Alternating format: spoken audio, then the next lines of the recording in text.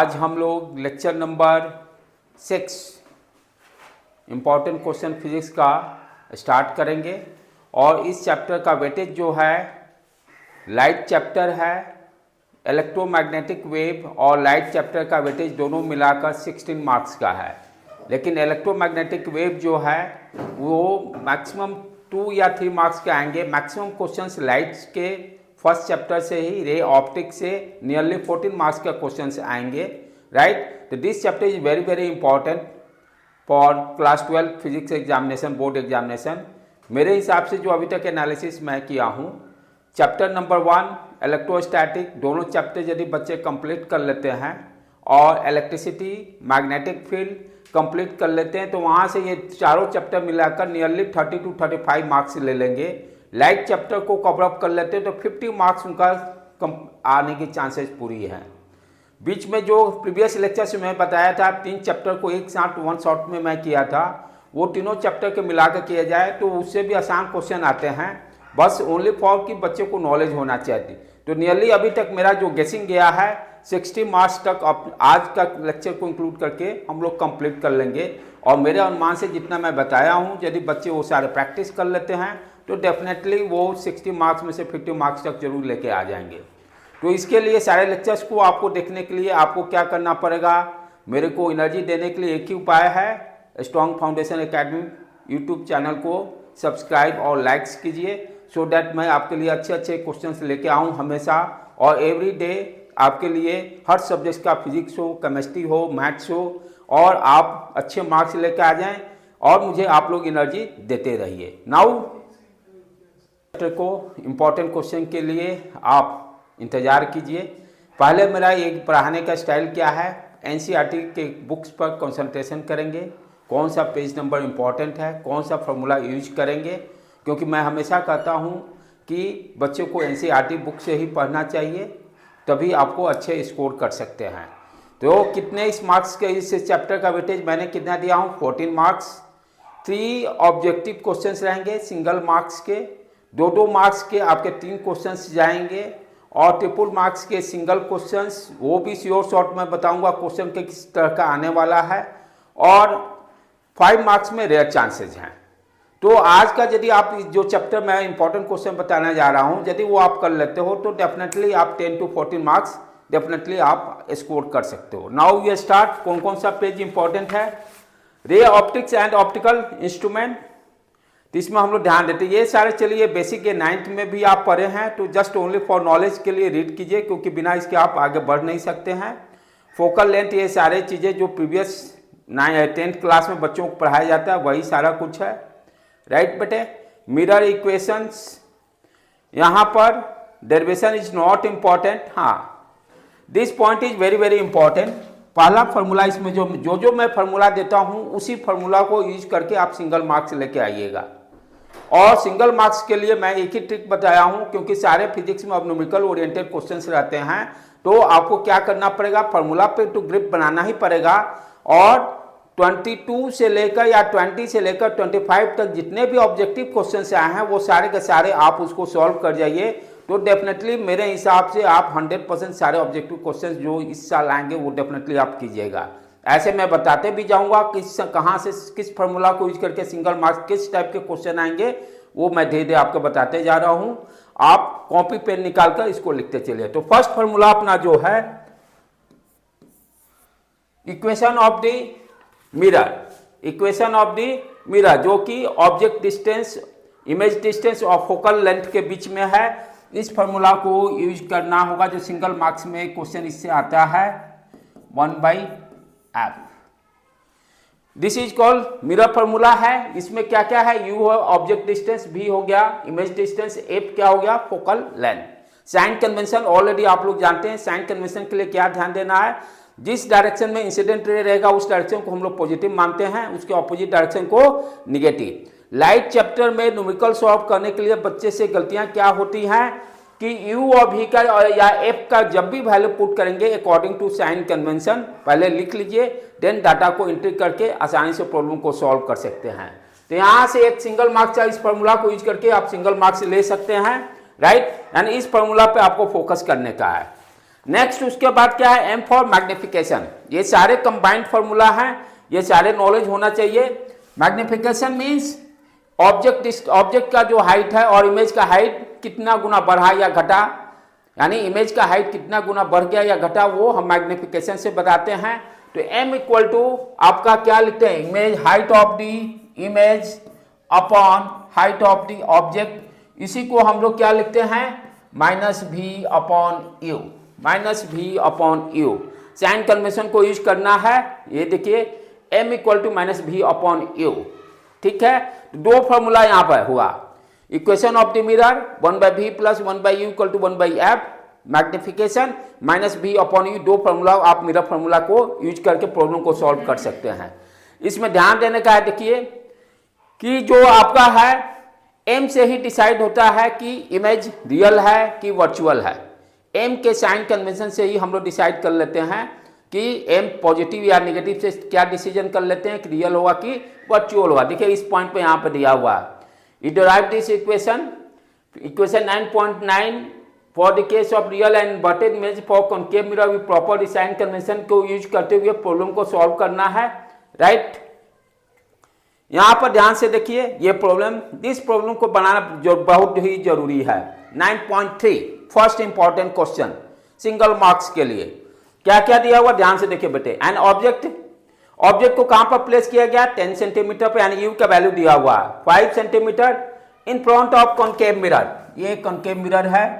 Diagram इसमें जरूर बनाइए प्रॉब्लम को सॉल्व करने के लिए, तभी आप प्रॉब्लम सॉल्व कर पाएगा। रेडियस ऑफ कर्वेचर दिया हुआ है, यानी आर का वैल्यू दिया हुआ है। तो आर इक्वल टू आप जानते हैं f/2, are equal to f/2, ठीक है। उसके बाद क्या है, find the position and magnification of the image. Very very important, single number भी यहां से आप लीजिएगा, डबल नंबर भी। 3 मार्क्स यहां से इस प्रॉब्लम को सॉल्व करके आप आसानी से ले सकते हैं। तो क्या करेंगे, देखिए यहां पर मैंने क्या बताया, साइन कन्वेंशन, जिस डायरेक्शन में रे जाएगा इंसिडेंट रे उसको पॉजिटिव मान लेंगे। तो मैं इस डायरेक्शन में इंसिडेंट रे इंसिडेंट कर रहा है, तो लेकिन आपका फोकल रेडियस ऑफ कर्वेचर किधर है, लेफ्ट है। तो एफ का वैल्यू क्या होगा, यहां पर दिया हुआ आपका 15, तो -15/2। यही यहां पर ध्यान देना साइन कन्वेंशन का। ऑब्जेक्ट भी निगेटिव होगा, यू क्योंकि ये डायरेक्शन को मैंने पॉजिटिव माना, इंसिडेंट रे इस डायरेक्शन में जा रहा है, तो ऑपोजिट डायरेक्शन में सारे वैल्यू आपका निगेटिव होगा। यानी इसको ऑरिजिन कंसीडर करते हुए इधर जो भी रहेगा वो सारे डिस्टेंस पॉजिटिव और इसके लेफ्ट जो रहेंगे निगेटिव। ये कभी भी ध्यान देने की बात है। 10th तक हम लोग क्या करते थे कि जो आपका एक्स वाई कोऑर्डिनेट होता था तो लेफ्ट को हम लोग निगेटिव मानते थे, राइट को पॉजिटिव नहीं। यहाँ पे क्या कन्वेंशन यूज करना है, इंसिडेंट रे के डायरेक्शन को पॉजिटिव मानना। ये मिरर को मैं पलट दूंगा, सारा कॉन्सेप्ट चेंज। तो यहाँ पर क्या ध्यान देना है, इंसिडेंट रे जहाँ जिस डायरेक्शन में होगा उस डायरेक्शन को पॉजिटिव कंसीडर करते हुए यू वी और एफ के साइन कन्वेंशन को आप पुट करना है। यहाँ पे यही गलती होती है। यू का वैल्यू हो गया बेटे -10, ये सारे वैल्यू रख के v का वैल्यू आप निकाल लोगे वो सारे। उसी तरह से अब देखिए यहाँ पर दी v का वैल्यू आया फर्स्ट केस में 30 centimetre from the mirror in same direction. ये माइनस साइन का मतलब क्या होगा, इसके फ्रंट में ही है, इसके फ्रंट में ही v भी बनेगा। मैग्निफिकेशन का फॉर्मूला क्या है, -v अपॉन u। सारे को v और u का साइन कन्वेंशन को यूज करते हुए -3 आ गया, राइट। अब ध्यान से सुनने की बात है, m निगेटिव आएगा तो इमेज क्या होगा, आपका real and inverted. m negative आने का मतलब देखो यहाँ पर -3 आया ना, the image is magnify real and inverted. मैं बताया था m से ही डिसाइड होता है कि इमेज रियल बनेगा कि वर्चुअल बनेगा। यदि m का मिरर के केस में m का वैल्यू निगेटिव आएगा तो रियल एंड इन्वर्टेड, m का वैल्यू पॉजिटिव आएगा तो वर्चुअल बनेगा, एरेक्ट बनेगा।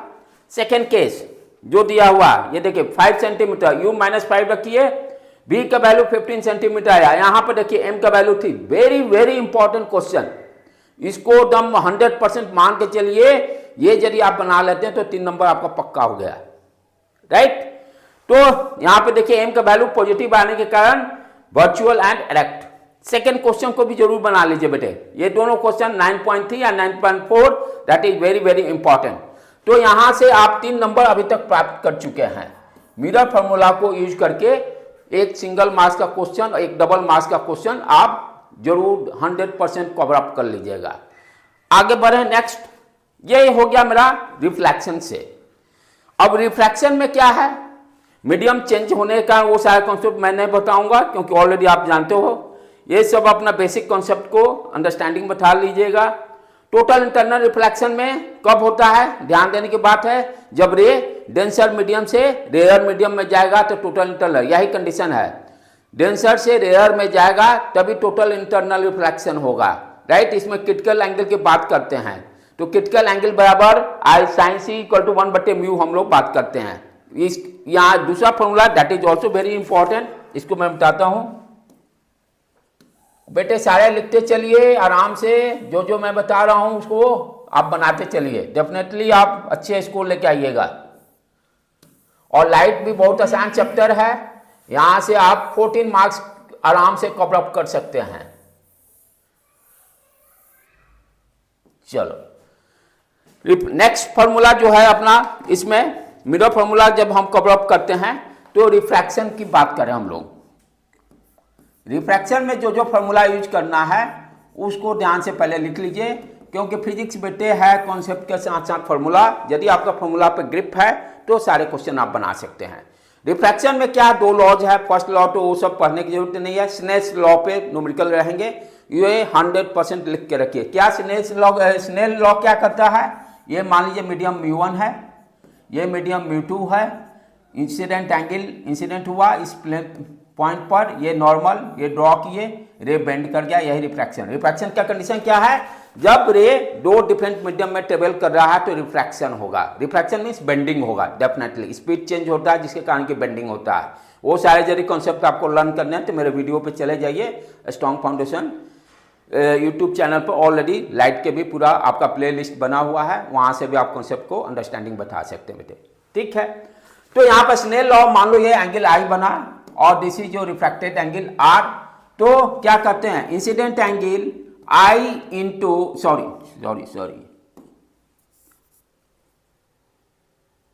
साइन आई इंटू μ1, कैसे याद रखना, ध्यान रखिए, ये इसका साइन एंगल और म्यू दोनों को multiply, sine angle of r और μ2 को मल्टीप्लाई, तो साइन आर इंटू μ2, इस तरह से याद रख सकते हैं। यानी ये दोनों का टर्म को मल्टीप्लाई करना, sine of incident angle into refractive index और sine of refractive angle into refractive index, दोनों को मल्टीप्लाई। इस तरह से बच्चे कभी भूल जाते हैं, sine i upon sine r μ2 upon μ1 होगा, ये कंफ्यूजन होता है बच्चों को। इस कंफ्यूजन को दूर करने के लिए इस तरह से फॉर्मूला को याद रखिए, sine of i into μ1, sine of r into μ2। μ1 μ2 क्या है, रिफ्रैक्टिव इंडेक्स। हाँ, रिफ्रैक्टिव इंडेक्स है क्या, ये भी ध्यान देने की इंपॉर्टेंट है, यहाँ से भी क्वेश्चंस रहते हैं। जो रिफ्रैक्टिव इंडेक्स की बात करते हैं मटेरियल प्रॉपर्टी है, तो रिफ्रैक्टिव इंडेक्स जो होगा किसी भी मीडियम का कैसे डिफाइन करते हैं, that will be equal to speed of light in vacuum speed of light in vacuum divided by speed of light in medium speed और इस तरह से रिफ्रैक्टिव इंडेक्स जो म्यू की बात कर रहे हैं, म्यू किसी भी मीडियम का कैसे डिफाइन करते हैं, speed of light in air sorry vacuum नहीं लिखे, इन एयर क्या होता है 3 × 10⁸ मीटर पर सेकेंड इन एयर, और speed of light in medium में वाटर ग्लास जो भी ले सकते हैं। इस तरह से हम लोग रिफ्रैक्टिव इंडेक्स, समटाइम्स ये रिफ्रैक्टिव इंडेक्स में भी बच्चों को बहुत कंफ्यूजन होती है। ये सारे मैं इसलिए बता रहा हूं क्योंकि अगला फिर 3 नंबर कैसे लेंगे हम लोग, 3 नंबर के लिए तो मैं बताया रिफ्लेक्शन से, और 3 मार्क्स फिर कैसे लेंगे, ये सारे फॉर्मूलों को यूज करके हम लोग 3 मार्क्स को आसानी से ले सकते हैं, ठीक है। तो यहाँ पर रिफ्रैक्शन वाला में हाँ ये 2 चीजें आप ध्यान रखिएगा, तो डेफिनेटली यहाँ से भी 3 नंबर का क्वेश्चन आप आराम से बना सकते हैं। बताया हूँ रिफ्रैक्शन का, इस 2 फॉर्मूलों के स्केक से आप 3 मार्क्स को फिर दोबारा अगेन आप आराम से ले सकते हो, राइट। तो ये दोनों फॉर्मूला को यूज करके आप प्रॉब्लम को सॉल्व करना है, सिंगल मार्क्स और डबल मार्क्स में भी क्वेश्चंस आएंगे, राइट। ये सारे दिए हुए बेटे, ये सारे बस पढ़ने की जरूरत नहीं है, ये जो कॉन्सेप्ट मैं बताऊं उससे काम आपका हो जाएगा। हाँ, ये जो डायग्राम दे रख रहे हैं that is very very important.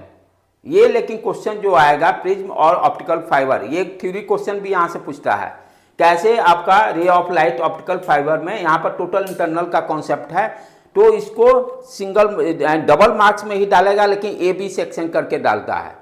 Double marks में ही ये जो डायग्राम आप देख रहे हैं ऑप्टिकल फाइबर में रे कैसे ट्रेवल करता है आपका, उस चीज़ को बताया गया है। क्योंकि यहाँ पे देखिए टोटल इंटरनल रिफ्लेक्शन के कारण अंदर ही टोटल सिग्नल्स रहता है, क्लाइड ये ऊपर से कवर रहता है, तो ये थ्योरी में क्वेश्चंस डालता है, इसलिए इस चीज़ को आप पढ़ लीजिएगा। दूसरा फिर ये देखिए this diagram is also very very important in prism. यहाँ पर ध्यान दें, यहाँ पे देखिए टोटल इंटरनल रिफ्लेक्शन कैसे, पहले साइन सी निकालना होगा। साइन सी बराबर क्या होता है, साइन सी बराबर किसी क्रिटिकल एंगल 1/म्यू, म्यू जो हो गया मीडियम यानी ग्लास का जो दिया रहेगा। तो ये इस क्वेश्चन में ध्यान क्या देना है कि first you find the critical angle, glass का आपका रिफ्रैक्टिव इंडेक्स दिया रहेगा, इसके वैल्यू को पुट करके क्रिटिकल एंगल निकाल लीजिए। यदि ये इंसिडेंट ऑफ एंगल जो 45 डिग्री आपको दिखाई दे रहा है, ये इंसिडेंट एंगल यदि आपके क्रिटिकल एंगल से ज्यादा होगा तो कौन सा फिनोमेना होगा, टोटल इंटरनल रिफ्लेक्शन, यानी रे ऑफ लाइट गया दूसरे मीडियम में नहीं जाकर सेम मीडियम में वापस हो जाएगा। तो इस तरह के प्रॉब्लम्स ये भी आपके 3 मार्क्स में ही डालता है, ये डायग्राम ड्रॉ करने के लिए, और ये आपका ऑप्टिकल फाइबर में कैसे टोटल इंटरनल रिफ्लेक्शन का कॉन्सेप्ट जो है ये 100% दिस ईयर के लिए इंपॉर्टेंट क्वेश्चन है। यहाँ बच्चे गलती, इसमें प्रॉब्लम को सॉल्व करना एक ही चीज ध्यान देना है, first you find the critical angle of the prism, और यदि इंसिडेंट एंगल का वैल्यू डेफिनेटली 100% इंसिडेंट एंगल का वैल्यू क्वेश्चन ही पूछा गया इसीलिए, तो इंसिडेंट एंगल जो होगा क्रिटिकल एंगल से ज्यादा हुआ, ये देखिए टोटल इंटरनल रिफ्लेक्शन का, ये डायग्राम को ध्यान से देख लीजिए, ये 100% क्वेश्चन से यहाँ से भी आपका 2 मार्क्स, तो 3 मार्क्स पहले मैं बता दिया, 3 मार्क्स आपका ये दो फॉर्मूला को यूज करके हो गया 6 मार्क्स, यहाँ से 3 मार्क्स में ये दोनों कंबाइन करता है 3 मार्क्स, या 2 मार्क्स में भी डाल सकता है।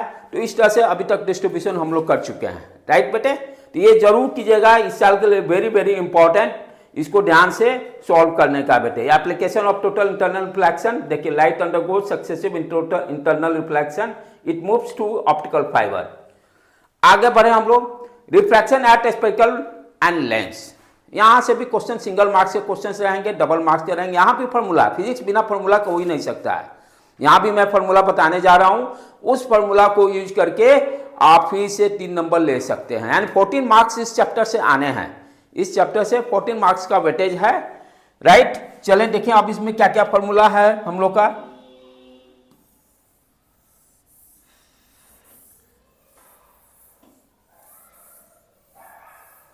तो यहां पर लेंस मेकर फॉर्मूला है, राइट। ये क्या है, इस पे अब क्या है, refraction at the spectral surface and lens, ये देखो दिया हुआ है यहाँ पर। आगे बढ़ते चलो, ये सब डेरिवेशन करने की जरूरत यहाँ पे आओ, ये देखो फॉर्मूला दिया हुआ है।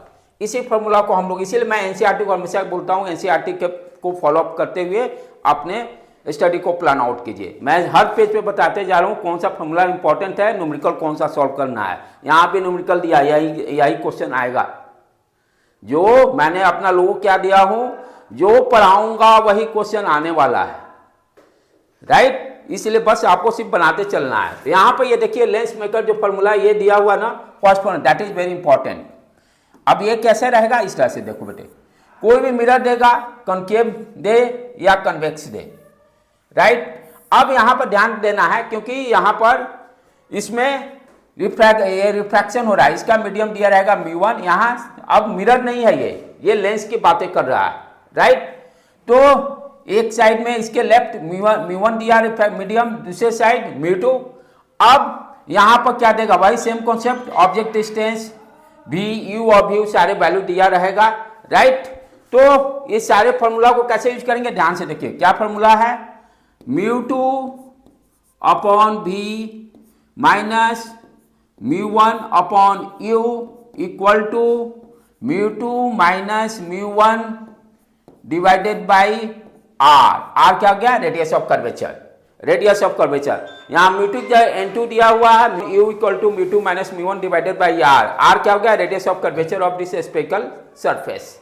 μ2 के जगह पर यहाँ बुक में एनसीईआरटी n2 दिया हुआ है, μ1 के जगह पर n1 दिया हुआ है। इस फॉर्मूला को बेटे ध्यान से समझ लेने का है, 2 नंबर पक्के हैं यहाँ से। लाइट में यही ध्यान देना है, फॉर्मूला याद रहना चाहिए, साइन कन्वेंशन आप सही से यूज कर लीजिए, प्रॉब्लम 100% पक्का बनना है। इसमें आप कुछ करेगा नहीं, ऑब्जेक्ट डिस्टेंस दे देगा आपको, रेडियस ऑफ कर्वेचर दिया रहेगा, रिफ्रैक्टिव इंडेक्स दोनों साइड क्या कहेगा, इमेज निकालिए, इमेज कैसा होगा, रियल बनेगा कि इन्वर्टेड मिलेगा, वो सारी है। इसी तरह के प्रॉब्लम से इसमें रहेंगे इस फॉर्मूला को यूज करके। देखिए नीचे प्रॉब्लम भी दिया हुआ है, इस प्रॉब्लम के again you solve. Light from A point source in the air fall on the speckle glass surface, जिसका रिफ्रैक्टिव इंडेक्स 1.5 दिया हुआ है, रेडियस ऑफ कर्वेचर दिया हुआ है, the distance of the light sources from the glass 100 centimetre, यानी you का value दिया हुआ 100 centimetre, at what position image is form. इधर एयर दिया हुआ, दूसरा ग्लास है, राइट। ग्लास का रिफ्रैक्टिव इंडेक्स यानी μ2 को हम कंसीडर करेंगे 1.5, μ1 का वैल्यू हो जाएगा 1। ध्यान देने का है, रेडियस ऑफ कर्वेचर 20 दिया हुआ है, किस तरह का है, a light fall from the point source in air fall on the spherical surface glass, ठीक है, कोई भी लाइट इस पर फॉल कर रहा है तो इस डायरेक्शन को आप पॉजिटिव कंसीडर कर लीजिएगा, इसके ऑपोजिट सारे नेगेटिव, तो यू का वैल्यू नेगेटिव हो जाएगा, आर का वैल्यू भी नेगेटिव हो जाएगा, राइट। ये सारे डाटा को पुट करके हम लोग आसानी से निकाल सकते हैं। ये देखो यू नेगेटिव, बी निकालना है। अच्छा, कुछ ये मिरर के बारे में दिया है, किस डायरेक्शन में है, light from the point source in air falls on spherical glass. अच्छा, इस तरह से ग्लास है, द डिस्टेंस ऐसा कुछ नहीं दिया हुआ कि किस तरह का ग्लास है, स्पेरिकल ग्लास है, सरफेस, रेडियस ऑफ कर्वेचर दिया हुआ, डिस्टेंस फ्रॉम दिस, तो दिस रिलेशन 9.16 को यूज करके हम लोग को इसको सॉल्व करना है। यू नेगेटिव, भी रेडियस ऑफ कर्वेचर पॉजिटिव, यानी ग्लास को कहने का मतलब कि इस तरह से रखा हुआ है, राइट।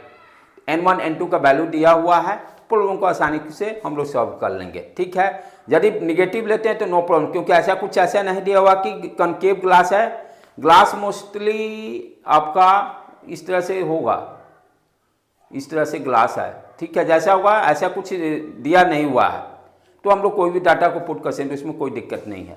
तो इस प्रॉब्लम को सॉल्व कर लीजिएगा। नेक्स्ट, उसके बाद रिफ्रैक्शन बाय द लेंस, ये डेरिवेशन ये सब उतना जरूरी नहीं है, यहाँ पर आप आ जाए काम से। इसी को हम लोग बोलते हैं lens maker formula, this is called lens maker formula, right. ये क्या फार्मूला है, दूसरा इंपॉर्टेंट, ये पहला हो गया एक, यदि यानी ये लेंस के लिए हो गया, राइट। उसी को आगे बढ़ाया है, लेंस मेकर फार्मूला क्या कह रहा है, ध्यान से देखने का। 1/f equal to mu minus 1, right, और 1/r1 माइनस 1/r2। अब जो है देखिए, कोई भी हो सकता है ना, लेंस जो बनाते हैं ये हो गया, दोनों आपका क्या हो गया, कन्वेक्स कन्वेक्स, ऐसा भी हो सकता है लेंस, ये प्लेनों जिसको हमने एक साइड प्लेन दूसरा कर्व, राइट। तो ये दोनों को यहाँ पर r1 इसका रेडियस ऑफ कर्वेचर ले लिया है, ये r1, और r2 किसका ले लिया है, ये दूसरा, जिस पर इंसिडेंट फर्स्ट करेगा उसको फर्स्ट कंसीडर करेंगे, तो फर्स्ट का रेडियस ऑफ कर्वेचर यानी इस स्पेक्ट्रल कर्व का r1 और दूसरे का r2 दिया हुआ है, राइट। तो इसके लिए ये formula 1/f equal to mu minus 1, mu क्या हो गया, refractive index of this glass, refractive index जिससे बना हुआ लेंस, बाकी ये एयर है। यदि मान लो ये भी लेंस को किसी हम मीडियम में डाल देते हैं, वाटर में डाल दें या किसी लिक्विड में डाल दें, तब सिंपली क्या चेंज होगा, यहाँ पर म्यू के जगह पर हम क्या लिखेंगे, μ2 अब divided by μ1, μ2 divided by μ1, right. μ2 हो गया ग्लास का, और जिसमें डालेंगे वो μ1 हो गया, यहाँ पर μ1 1 है क्योंकि एयर मीडियम कंसिडर किया है। तो this is called lens formula, lens maker formula. दो फार्मूला को यूज करके हम रिफ्रैक्शन के सारे प्रॉब्लम को सॉल्व कर सकते हैं, राइट। और मैग्निफिकेशन ये सारे वही सेम फार्मूला रहेगा, उसमें कोई चेंजेस नहीं।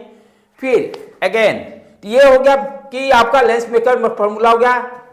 नेक्स्ट, फिर उसी तरह से लेंस का फार्मूला क्या है, उसी कॉन्सेप्ट को आगे बढ़ाया गया, सॉल्व किया गया। 1/v minus 1/u equal to 1/f। इसमें देखिए तो कहीं भी आपका रिफ्रैक्टिव इंडेक्स का कोई डिस्कशन नहीं है, राइट। रिफ्रैक्टिव इंडेक्स के बारे में कोई इंफॉर्मेशन नहीं दिया, यदि नहीं दिया होगा तब इस फार्मूला को लेंस के लिए है, ये क्या है, लेंस की बात कर रहे हैं, कन्वेक्स लेंस या कॉनकेव लेंस, इसकी बात कर रहे हैं।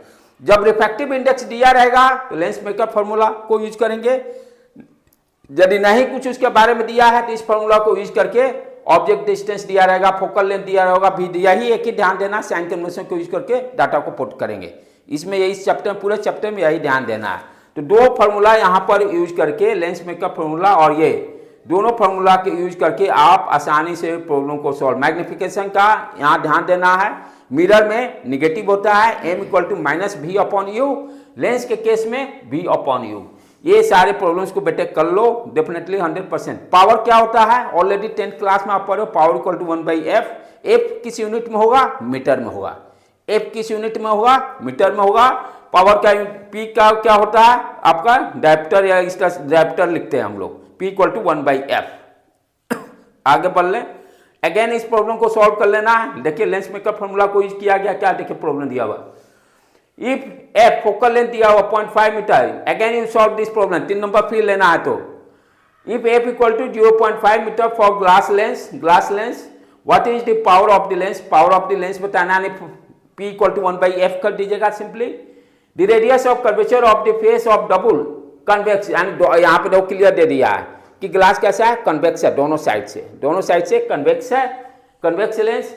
और रेडियस देखिए यहाँ अलग अलग दे दिया है, रेडियस दे दिया है अलग अलग। तो हम लोग लेंस मेकर फॉर्मूला को यूज करेंगे यहाँ पर 1/f इक्वल टू ब्रैकेट में mu minus one 1/r1 minus 1/r2, r1 r2 यहाँ ध्यान से पुट किया साइन कन्वेंशन के साथ। इट्स फोकल लेंथ में दिया हुआ, व्हाट इज रिफ्रैक्टिव इंडेक्स, यानी म्यू का वैल्यू निकालना है, f दिया हुआ। देखो इस फॉर्मूला को 100% यूज कीजिए। ये पावर दिया हुआ है +2 डायप्टर हो जाएगा, ठीक है, सारे साइन कन्वेंशन को यूज करके ये प्रॉब्लम 100% 3 नंबर आपको अगेन देगा। तो इस तरह से हम लोग एक फिर, हाँ ये इस साल का ये भी 100% गारंटी क्वेश्चन है। यहां पर क्वेश्चन ये क्या कर रहा है, कॉम्बिनेशन ऑफ थिन लेंसेज, यानी दो लेंस को कंबाइन, या तो इस तरह से लीजिए, यहां से भी 3 नंबर का इस ये जो सीरीज है 9.54 से 3 नंबर के क्वेश्चन को बेटे कोई नहीं रोक सकता है। हर साल क्वेश्चन आया है, एवरी ईयर्स इससे क्वेश्चन आया है। मैं अब ऐसे बताने जा रहा हूं कि कैसे प्रॉब्लम को सॉल्व करना है। जैसे दो कोई भी दे देगा, दो कन्वेक्स लेंस दे दिया, दोनों के बीच का डिस्टेंस दे दिया, ये 50 सेंटीमीटर है, राइट। ऑप्टिकल सेंटर से यहां से मान लो यू ऑब्जेक्ट डिस्टेंस यू दे दिया है तुम्हें, मान लो 15 सेंटीमीटर, दोनों का फोकल लेंथ दे दिया 10 सेंटीमीटर, सेम है 10 सेंटीमीटर। कहेगा फाइंड दी इमेज किस पोजीशन पे बनेगा, राइट, कैसा बनेगा, नेचर बताना है। तो इस जब कंबाइंड ऑफ लेंस का कॉन्सेप्ट सब में सेम है, दो कन्वेक्स लेंस लीजिए या दो कनकेव लीजिए, या एक कन्वेक्स लीजिए या एक कनकेव लीजिए, यानी दो लेंस को कंबाइन करके हमें इमेज बताना है। तो प्रॉब्लम का कैसे सॉल्व, स्टेप क्या है उस चीज को फोकस कीजिए। 3 नंबर कोई नहीं रोक सकता है यहां भी अगेन, राइट। पहला क्या कीजिए, फर्स्ट लेंस जो दिया हुआ है, फर्स्ट लेंस के कारण इमेज डिस्टेंस निकाल लीजिए, फॉर्मूला यूज कीजिए 1/v minus 1/u equal to 1/f formula को यूज करके पहले क्या कीजिए, v का वैल्यू निकाले साइन कन्वेंशन को यूज करते हुए। यहाँ रे ऑफ इंसिडेंट ये डायरेक्शन पॉजिटिव हो गया, उसके हिसाब से आप डिसाइड कर लीजिए, राइट। अब यहाँ पर तो फर्स्ट क्या किए, फर्स्ट लेंस के कारण इमेज जो डिस्टेंस निकला v का वैल्यू, वो दूसरे लेंस के लिए क्या हो जाएगा, ऑब्जेक्ट डिस्टेंस हो जाएगा। दूसरे लेंस के लिए ये पहला लेंस के कारण जो v का वैल्यू मान लो आ गया 20 सेंटीमीटर या प्लस या माइनस, ये जो v आया दूसरा लेंस का क्या काम करेगा, ऑब्जेक्ट डिस्टेंस। आप देन ऑब्जेक्ट डिस्टेंस को मानते हुए फिर v का वैल्यू फाइनल निकाल लीजिए। तो इस तरह से इस प्रॉब्लम को सॉल्व करना है। फर्स्ट लेंस के कारण आप इमेज डिस्टेंस निकालिए, उसके डाटा को इमेज डिस्टेंस को सेकेंड लेंस के लिए ऑब्जेक्ट डिस्टेंस को यूज करके आप फाइनल इमेज कहाँ बनेगा, उसका कैसा नेचर होगा, ये 3 नंबर 100% पक्का, कोई नहीं रोकेगा यहाँ से, ये 1-2 में नहीं आएगा, 3 नंबर में आएगा, राइट। तो इस तरह से हम लोग पूरे चैप्टर का एनालिसिस एक बार फिर समरी मैं कर रहा हूँ। पहला आपका रिफ्लेक्शन से, मिरर से 3 नंबर फॉर्मूला वहाँ पर क्या यूज किए, 1/v plus 1/u equal to 1/f magnification का फॉर्मूला यूज किया है। देन उसके बाद रिफ्रैक्शन से फॉर्मूला को यूज करते हुए वहाँ से भी 3 नंबर का होगा, राइट। वहाँ इंटरनल रिफ्लेक्शन जो मैं बताया हूँ, वहाँ जो 3 नंबर है डायग्राम, वहाँ पक्का क्वेश्चन है, न्यूमेरिकल जो बताया हूँ उसको सॉल्व कर लेने का है। इतना कर लिया, पक्का 3 नंबर हो जाएगा। फिर उसके बाद जैसे ये 3 नंबर में मैंने फिर से डाला 3 3 9, और बीच में भी कुछ मैं बताया था 2 3 नंबर का, ये गया आपका रे डायग्राम। ये सब करने की कोई ज़रूरत नहीं है। हाँ, ये थ्योरी टाइप से जो क्वेश्चन में बताया यहाँ पर, ये क्वेश्चन ये 2 या 3 मार्क्स में। तो इस तरह से आप इस चैप्टर से नियरली 14 मार्क्स आप प्राप्त कर सकते हैं। जो मैं बताया एनसीईआरटी के सारे प्रॉब्लम्स को सॉल्व कर लीजिए, डेफिनेटली आप 100% सक्सेस कीजिएगा। और देख लें नीचे में पावर ऑफ लेंस, ये सारे प्रॉब्लम को जो दिया हुआ है एग्जाम्पल को सारे प्रॉब्लम सॉल्व करने हैं। ये जैसे ये भी दिया हो, इसको प्रॉब्लम को ये देखो कंबाइन का दिया हुआ है। अब पावर पूछेगा कंबाइन, कितना कंबाइन पर मैग्निफिकेशन थे, क्या करेंगे, तीनों का अलग अलग निकाल कर मैग्निफिकेशन को मल्टीप्लाई कर देंगे। m = 1/f, m1 m2 m1/f2 तीनों निकाल कर मल्टीप्लाई, ये 9.8 को सॉल्व कर लीजिए, काम खत्म।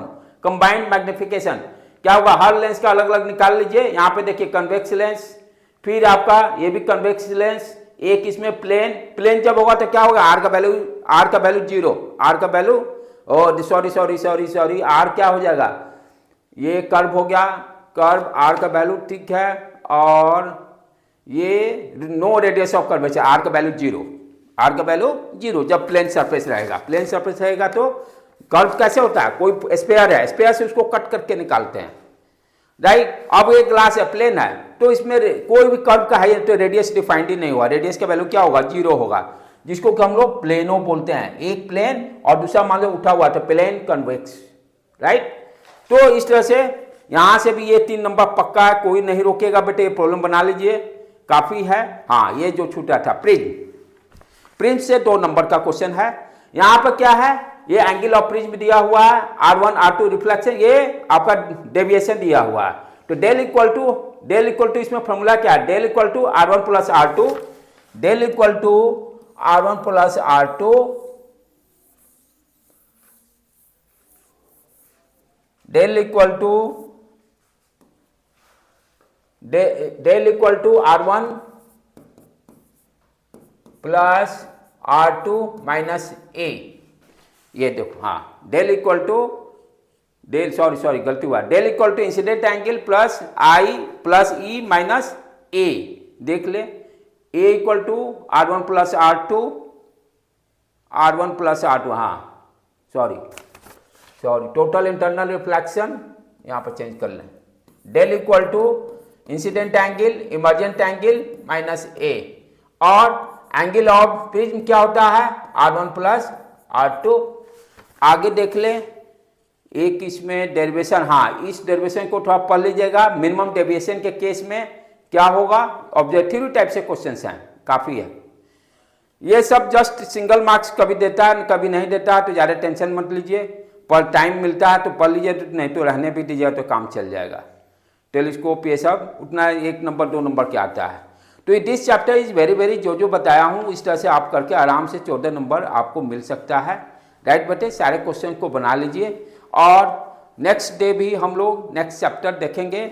इसके लिए सारे क्वेश्चन अभी तक जितने मैं बता चुका हूँ, डेफिनेटली बच्चा 60 to 70% मार्क्स आराम से ले आ सकता है, और बनाएगा तो पक्का आना है, राइट। नाउ मेहनत कीजिए, जितने मेहनत कर सकते उतना अच्छा से मेहनत कीजिए। चैनल को सब्सक्राइब कीजिए, तुरंत इसको 1000 सब्सक्राइबर तक जरूर पहुँचाइए। इसके लिए मैं इंतजार कर रहा हूँ सारे स्टूडेंट, सो डैट के स्ट्रॉन्ग फाउंडेशन एकेडमी आप बुलंदी तब से बिहार में सबसे आगे बढ़ते रहे, आपके लिए हमेशा वेट